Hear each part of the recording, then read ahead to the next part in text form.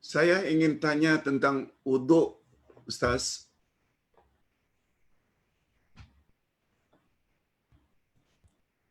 Betulkah ambil wuduk itu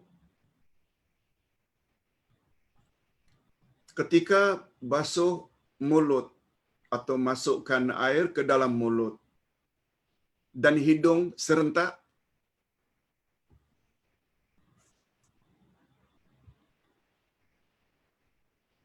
Istinsyaq dan istinsyar. Kita disunatkan sebelum basuh muka, basuh tangan hingga pergelangan, kemudian kita masukkan air ke mulut. Cara memasukkan air ke mulut ini yang Nabi lakukan serentak. Masukkan air ke mulut, kita sedut sedikit, mulut menyedut, hidung pun menyedut. Jangan terlalu kuat sedutannya, sekedarnya saja. Asalkan masuk air ke dalam mulut, juga masuk air ke dalam hidung. Lalu apa yang ada dalam hidung, kita akan hembus keluar. Apa yang ada dalam mulut setelah kita berkumur-kumur, lalu kita buang. Betul. Begitu cara yang dilakukan oleh Rasul, serentak. Ingin dilakukan berasingan juga boleh, setengah kita mulut saja, kemudian hidung saja. Tapi ikut cara Nabi yang sahih adalah serentak. Ingat ya, jangan terlalu kuat menarik.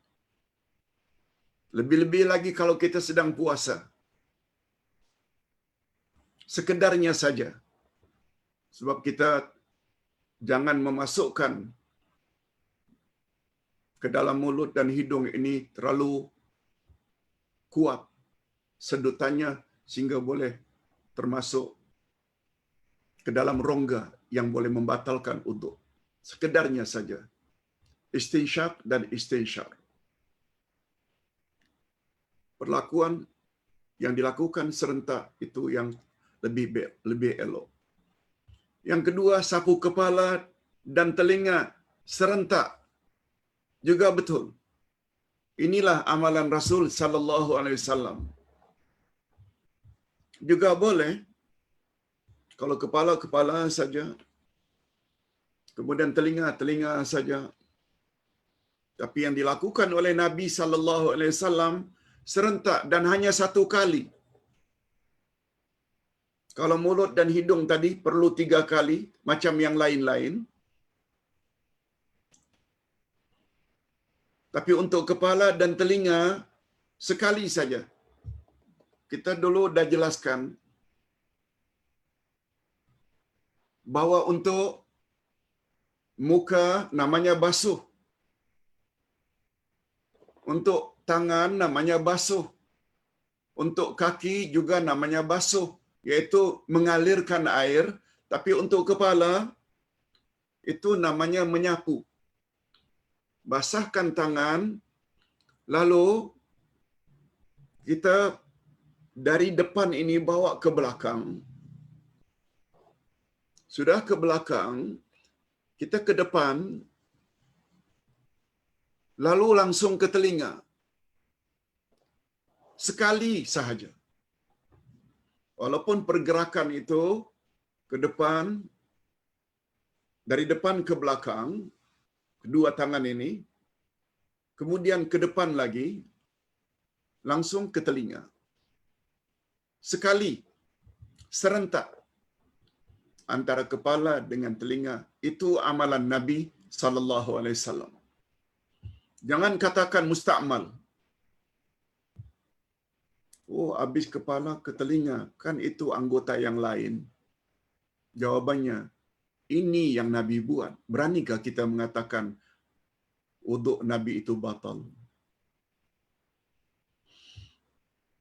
Kalau kita selama ini belum dengar, sekarang kita dah dengar.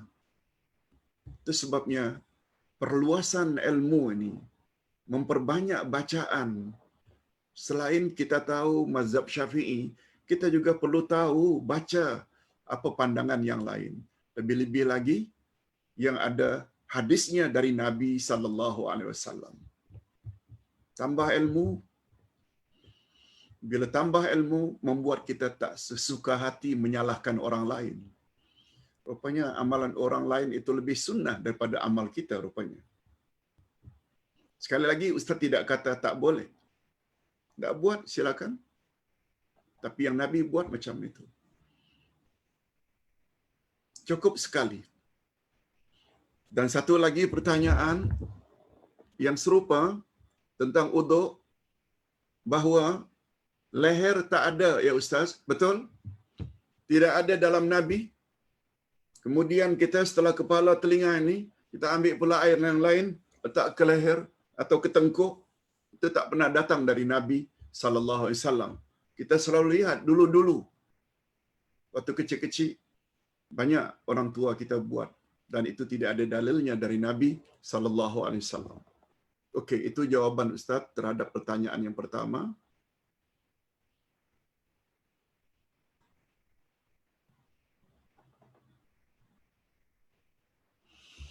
Kami ingin tanya Pak Ustaz, ini soalan yang kedua. Kami ingin tanya Pak Ustaz, doa anak yang saleh hanya diambil kira jika anak itu anak sendiri ke dan bukan anak angkat. Tapi sebab baik. Pertanyaannya ringkasnya, doa anak saleh diterima oleh Allah.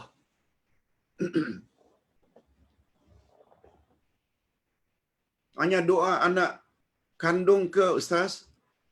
Bagaimana dengan anak angkat? Hadirin dan hadirat. Rasulullah sallallahu alaihi wasallam bersabda, "Idza mata ibnu Adam inqata'a amaluhu illa min thalathin. Sadaqatin jariyah aw ilmin yuntafa'u bihi aw waladin salihin yad'u lahu." Apabila mati anak cucu Adam, semuanya terputus kecuali tiga. Sedekah jariahnya, ilmu yang dapat diambil manfaat, dan anak saleh yang mendoakannya. Pembahasan tentang anak saleh ini, bila disebut anak ini termasuk cucu cicit, ke bawah.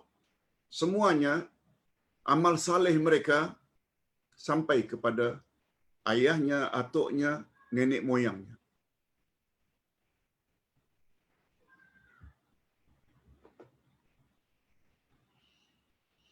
Yang sampai itu doanya saja ke ustaz atau amal salehnya? Hadirin dan hadirat, di sini ada dua pembahasan. Waladin salihin, anak yang melakukan amal saleh. Itu sebabnya kata Nabi dalam hadis yang lain, waladuhu min sa'i, anaknya termasuk usahanya.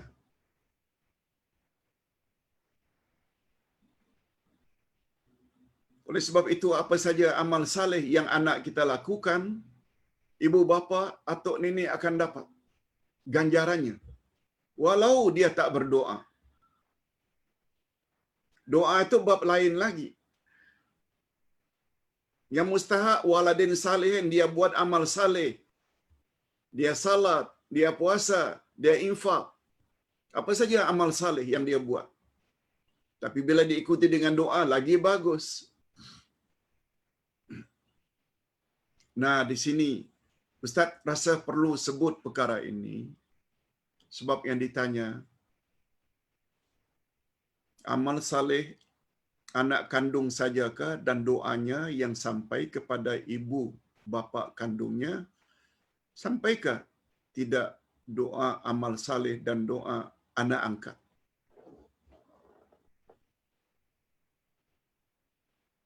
Ustaz jawab begini, pada asalnya memang anak kandung,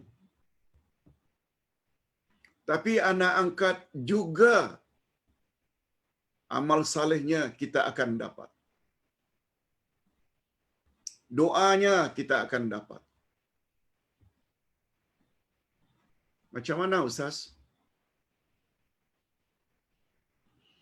Andai kata anak tersebut kita ambil dari baby, kita bimbing dia, beri makan, minum, pakaian, sekolah, ajar dia ngaji, ajar dia ibadat, ajar dia punya iman yang bagus. Lalu ibu bapa angkat tersebut akan dapat ganjaran tak?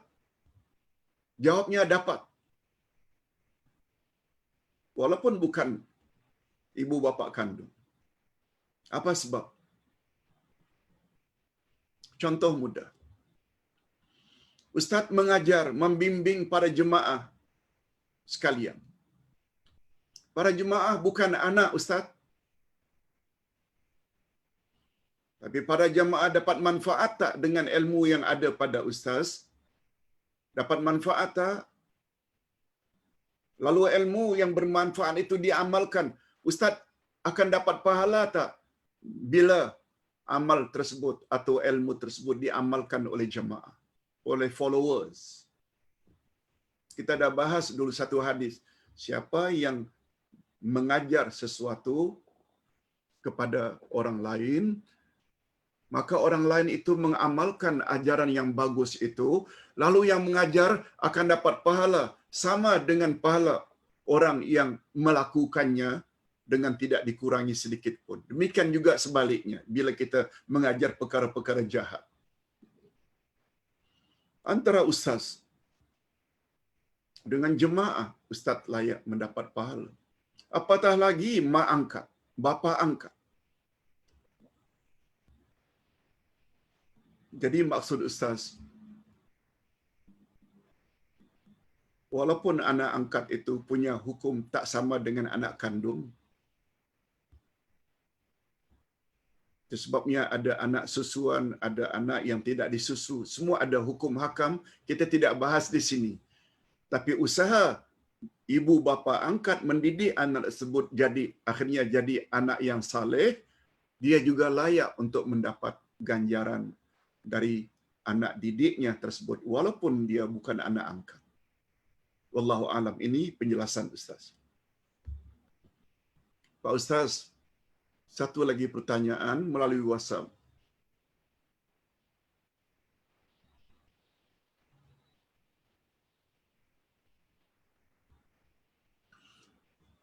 Ada satu tuan syekh membawa hadis Nabi sallallahu alaihi wasallam, tutup makanan, jangan biarkan terdedah. Sebab Nabi sallallahu alaihi wasallam bersabda, setiap tahun dalam bulan Disember ada satu malam akan turun wabak yang akan masuk ke dalam makanan yang terdedah. Ada videonya. Tuan Syekh itu bawa hadis. Lalu ditanya, apakah kedudukan hadis itu Pak Ustaz? Yang ini Ustaz belum dapat jawab sebab belum jumpa lagi hadisnya. Ustaz tangguh esok insya-Allah. Kita kan ada live lagi esok hari Ahad. Ustaz akan jawab esok insya-Allah. Sebab prinsip Ustaz tidak akan jawab sesuatu yang Ustaz tidak confident, tidak pasti, tidak yakin. Tapi ingat ya, dalam hadis-hadis yang lain sungguh banyak anjuran dari Nabi, jangan makanan minuman itu terdedah. Hendaklah kamu tutup dengan baca bismillah. Sebab besar kemungkinan dia akan dimasuki oleh syaitan dengan sesuatu yang tidak elok. Makanan, minuman hendaklah senantiasa tertutup. Jangan ditinggalkan apalagi sampai bermalam. Tak elok. Itu hadis umum. Adapun tentang Disember ini, itu Ustaz perlu cari dalilnya yang lebih kokoh.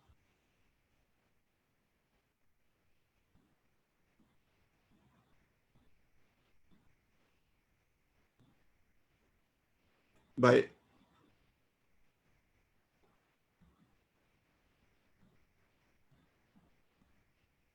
Hadirin dan hadirat, Ustaz jawab 2 pertanyaan dalam Facebook. InsyaAllah cukup. Masa 7 minit berbaki. Ustaz,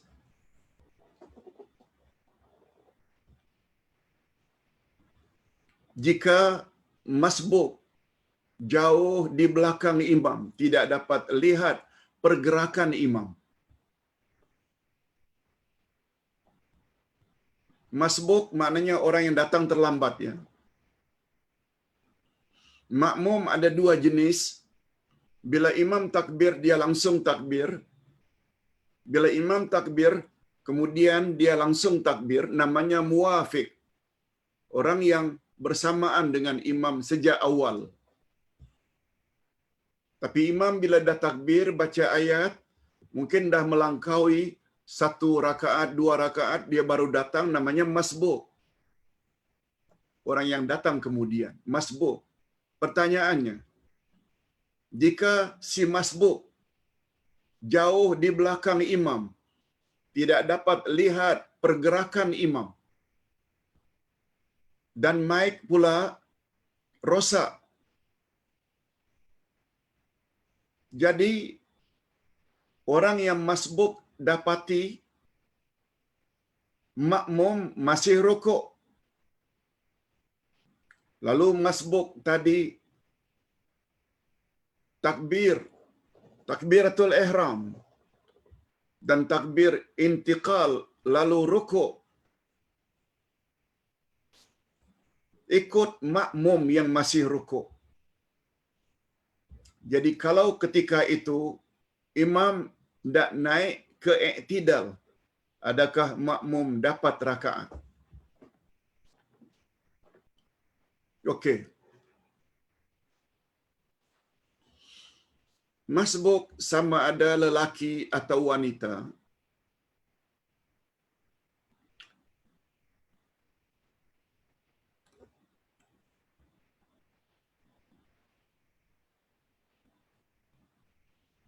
mereka cukup melihat pergerakan makmum yang berada di hadapan mereka.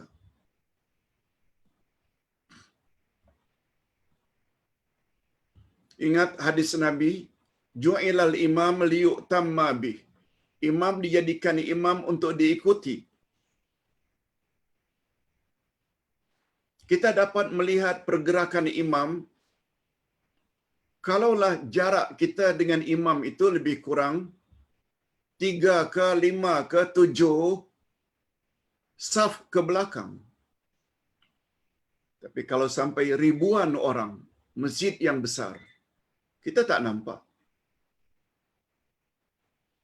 Mic pula tak kedengaran, rosak.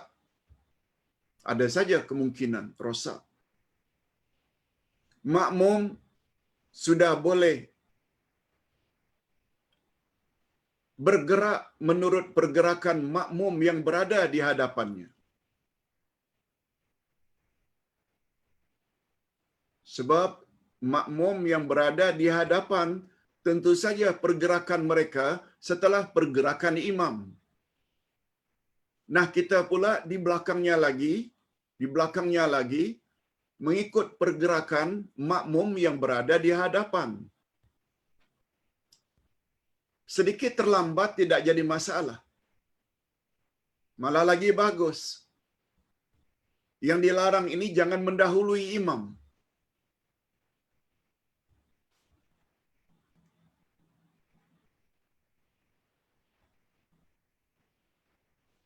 Persoalannya,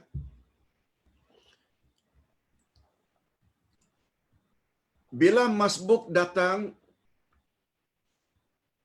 sedangkan makmum di hadapan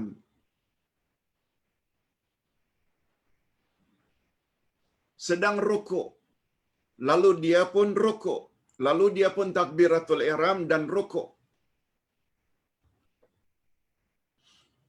Suara imam tak kedengaran karena mic rosak. Pertanyaannya, apakah rakaat imam, apakah rakaat makmum yang masbuk di belakang itu, yang mengikut pergerakan makmum di hadapannya, bukan pergerakan imam, boleh dianggap dapat rakaat atau tidak? Itu pertanyaannya. Hadirin dan hadirat rahimakumullah, jawabannya seperti ini.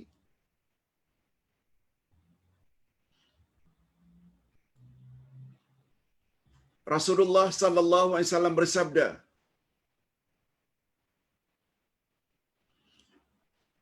"Man adraka raka'ah, man adraka ruku' faqad adraka raka'ah.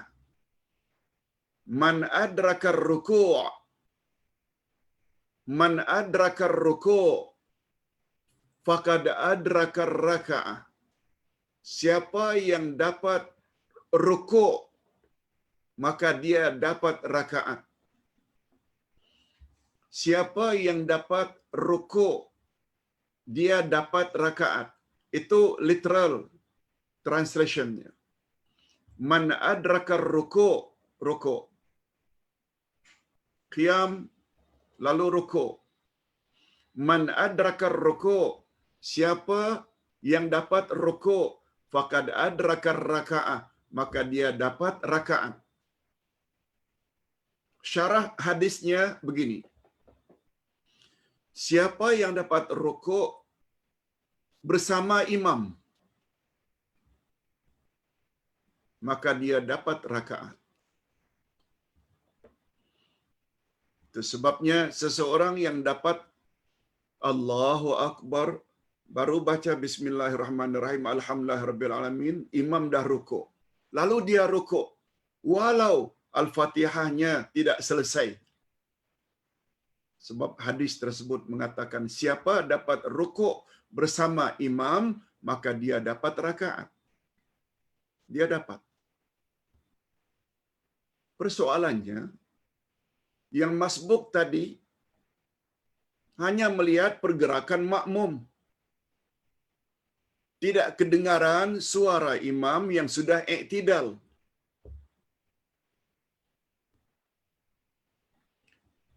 Ustaz cenderung untuk mengatakan dia tidak dapat rakaat. Sebab pergerakan makmum yang dia lihat dari jauh itu adalah pergerakan setelah imam iktidal. Dia baru iktidal. Tak sama pergerakan makmum dengan pergerakan imam. Pergerakan makmum mesti terlambat daripada pergerakan imam. Nah, yang masbuk di belakang jauh itu, selain tidak dengar dan tidak melihat imam punya pergerakan, tak dengar suaranya Sami Allahu liman hamidah, dia hanya lihat pergerakan makmum di belakangnya, dia takbiratul ihram, langsung rukuk, maka rukuknya itu ustaz lebih cenderung tidak dapat rakaat. Dia kena tambah lagi satu. Boleh. Bukan hanya boleh, mesti begitu. Sebab dia belum dapat rakaat. Wallahu a'lam. Hadirin dan hadirat rahimakumullah. Oleh sebab itu, kata Imam Ahmad Ibnu Hanbal, apabila imam dah rukuk, ini kes dapat tengok imam. Makmum di belakang dapat tengok imam. Imam rukuk, dia baru Allahu Akbar. Ndak rukuk, imam dah sami Allahu liman hamidah. Dia tidak dapat rakaat. Sebab dia tidak dapat tumak ninah bersama imam. Minima kata Imam Ahmad Ibnu Hanbal, dia hendaklah dapat rukuk bersama imam itu walau sekali membaca Subhana Rabbiyal Azimi wa bihamdi. Baru dapat rakaat. Kalau dia baru rukuk, imam dah i'tidal, nah consider dia tidak dapat rakaat. Dia kena tambah satu lagi nanti. Wallahu a'lam. Pak Ustaz, ini pertanyaan yang terakhir. Mohon nak dengar daripada Ustaz berkenaan dosa derhaka kepada ibu bapa. Adakah peluang terhapus dosa itu sebab kedua ibu bapa kita telah pergi dahulu? Nah, bagus pertanyaan.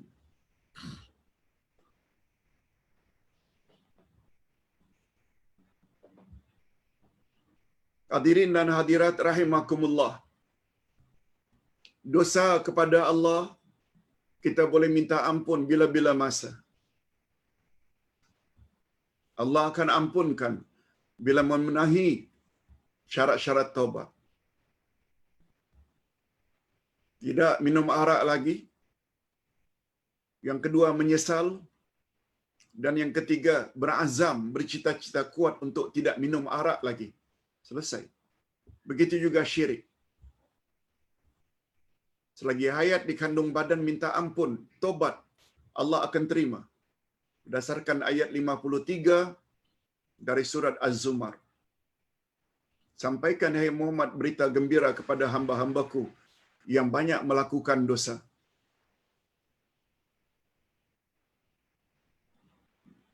Jangan mereka putus asa terhadap rahmat Allah.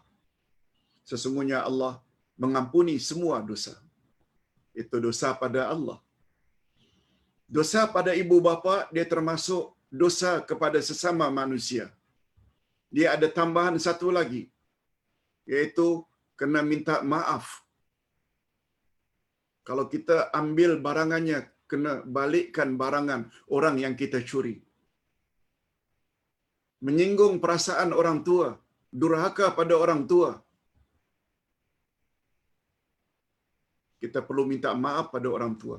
Persoalannya, sekarang kedua-dua ibu bapa telah meninggal dunia. Masih ada peluangkah Ustaz untuk minta ampun pada mereka? Rasulullah sallallahu alaihi wasallam pernah ditanya, "Ya Rasulullah,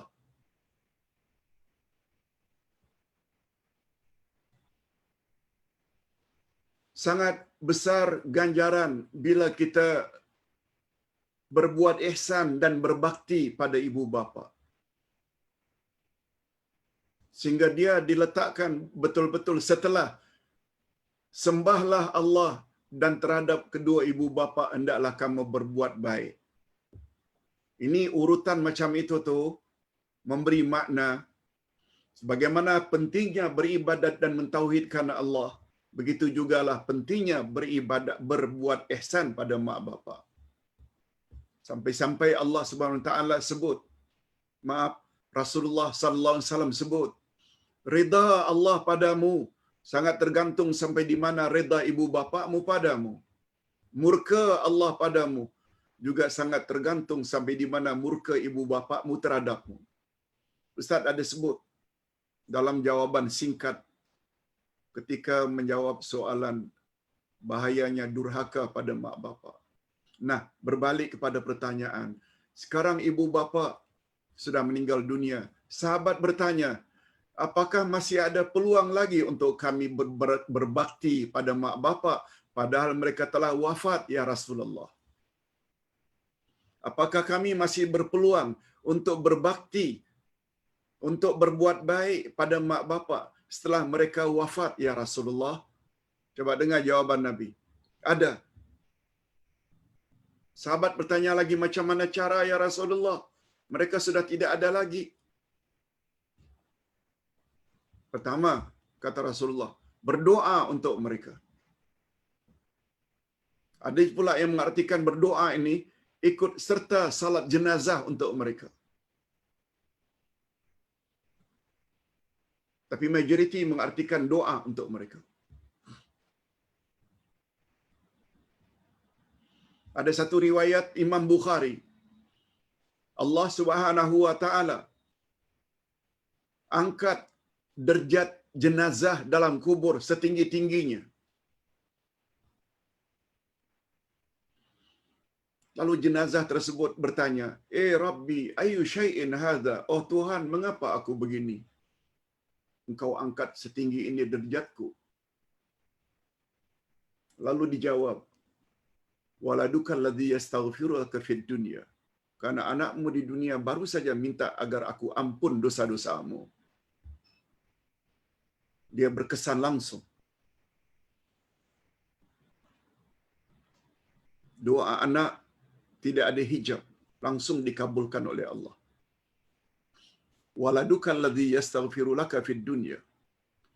Itu sebabnya usahakan setiap anak kita, cucu kita supaya hafal doa Rabbighfirli waliwalidayya warhamhuma kama rabbayani saghira.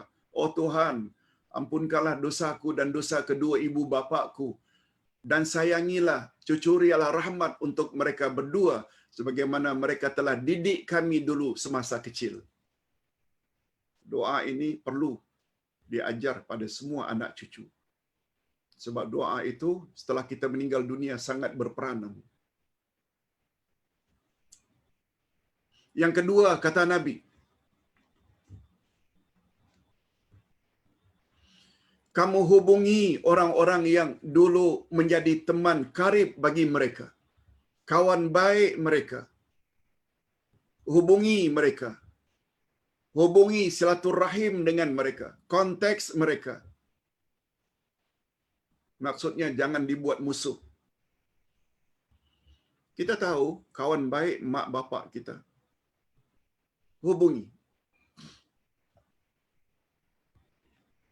Apalagi hari ini menghubungi mereka sangat senang. Walaupun mereka berada di Australia, walaupun mereka berada di Afrika, dengan telefon saja dah boleh, dengan WhatsApp saja dah boleh. Mengadakan hubungan juga namanya. Menjalin hubungan. Ustaz ringkaskan.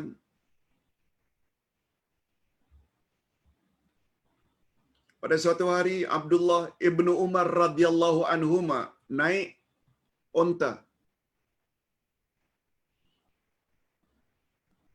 di kota Madinah.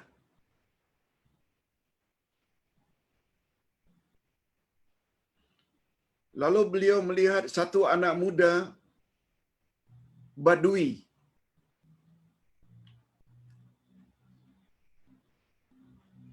Lalu Abdullah bin Umar beri salam, Assalamualaikum. Waalaikumsalam. Lalu Abdullah bin Umar suruh ontanya duduk. Lalu anak Badui tadi boncengan duduk di belakang. Kemudian mereka mula berjalan.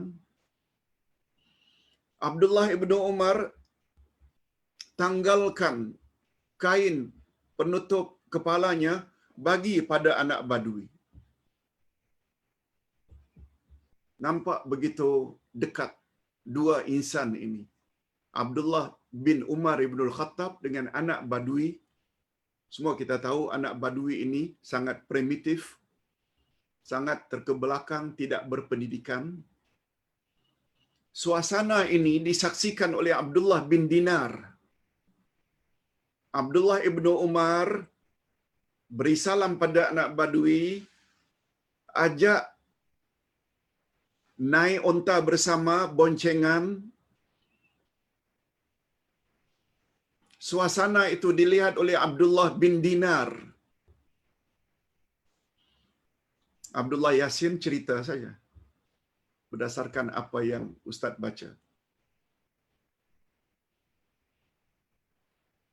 Abdullah bin Dinar heran.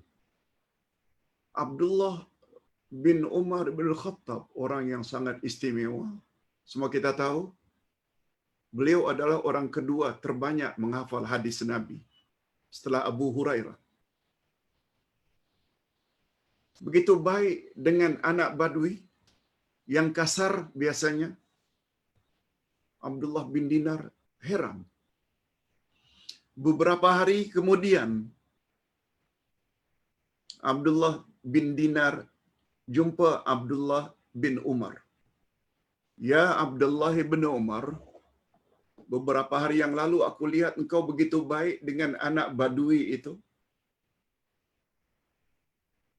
Boleh ceritakan sedikit apa sebab engkau begitu baik dengan anak Badui tersebut? Abdullah bin Umar bin Khattab radhiyallahu anhu menceritakan. Mari sini wahai Abdullah bin Dinar. Telinga aku sendiri pernah dengar Rasulullah sallallahu alaihi wasallam bersabda,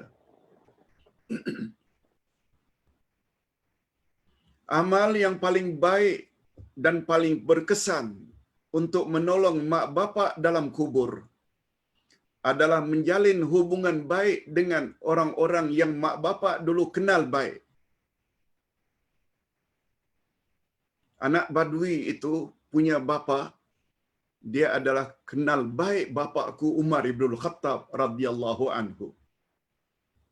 Sebab Rasulullah sallallahu alaihi wasallam pernah bersabda, perkara yang paling baik untuk membantu orang yang sudah meninggal dunia iaitu menjalin hubungan baik orang-orang yang dulu sangat baik dengan mak bapak kita. Dan anak Badui itu adalah anak yang bapaknya itu kawan baik bapakku. Nah, hadirin dan hadirat, tentu saja cara untuk menolong mak bapak selain doa, memperbaiki, juga yang paling mustahak sebenarnya amal saleh. Segala amal saleh yang kita lakukan automatically akan sampai pada mak bapak, dan mak bapak tahu anaknya yang mana satu. Mudah-mudahan kita akan mendapat redanya. Walaupun dulu barangkali pernah menyakitkan hati mereka ketika masih hidup. Ini yang dapat Ustaz sampaikan, dan pertanyaan pun dah selesai. Mohon maaf kalau ada kekurangan. Segala yang baik datangnya daripada Allah, dan jika ada kekasaran atau kekurangan itu dari kekurangan Ustaz sendiri. Wabillahi taufiq wal hidayah. Wassalamualaikum warahmatullahi wabarakatuh.